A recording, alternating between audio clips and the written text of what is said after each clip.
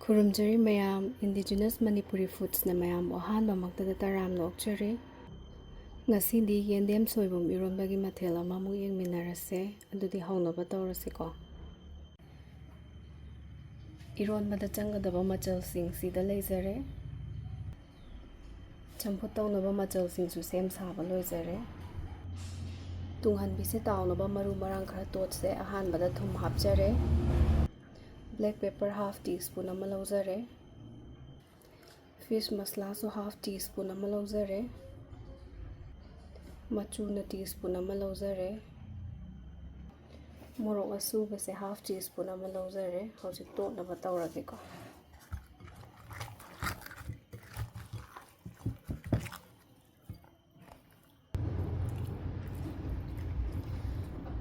Totpa lore ngatang marinate tawraga thammase. Champut hana tawthokase. Mahi khara hapage. Whistle ani kamhanbirase. Eronba mo phutlase.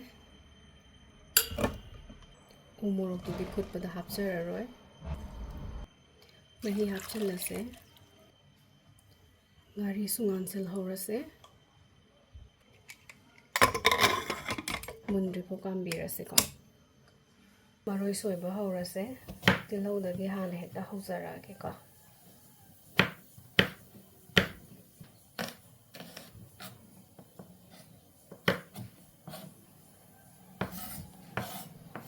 Next fadigom soizarage. Tukning ko amuk soiba hozarage.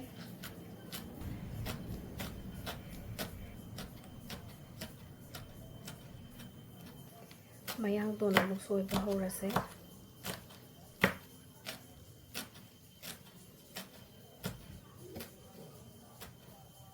Hojikti ironnaba tawjarage ko. Morok hana khandokjare. Morok fresh oiba ama hapjare ko. Thum hapchinjarage. Morok se hana toinaba leijarage.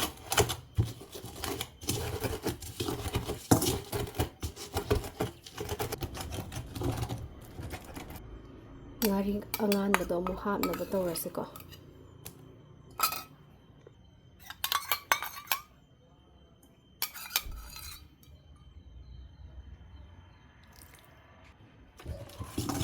Pulap amu khairase.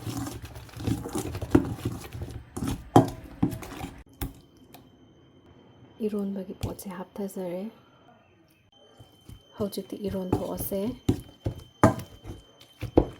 Soibum se kanagumba kharade sum asinba chaba pame ko. Ado ekhoigi oinadi asinba chaba pamjadebo ko.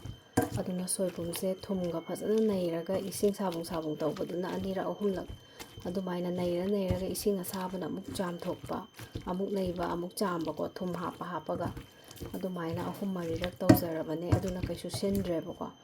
Aduna eronbagi mahi se sum hapjarage. Pambidaba singnade sum kaino tawba yai ko. Atopa mahi hapasu kaisu kaide.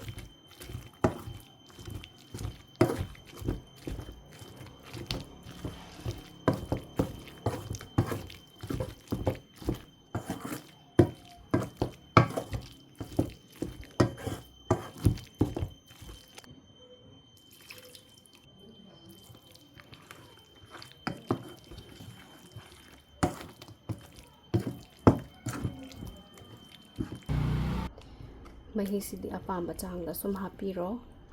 Soiraga thamkiba maroisingdo chaisinjare. Hojikti nga tawnaba tawrase.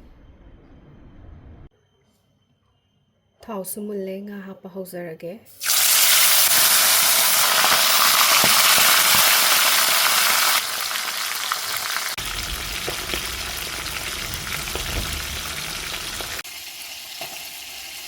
Nga tawbasu loisilae.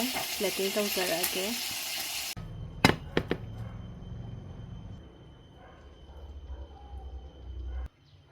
Eronba mo hapjarage. Pukning thawgatpibo na like, share, subscribe tawba kahubiramgano.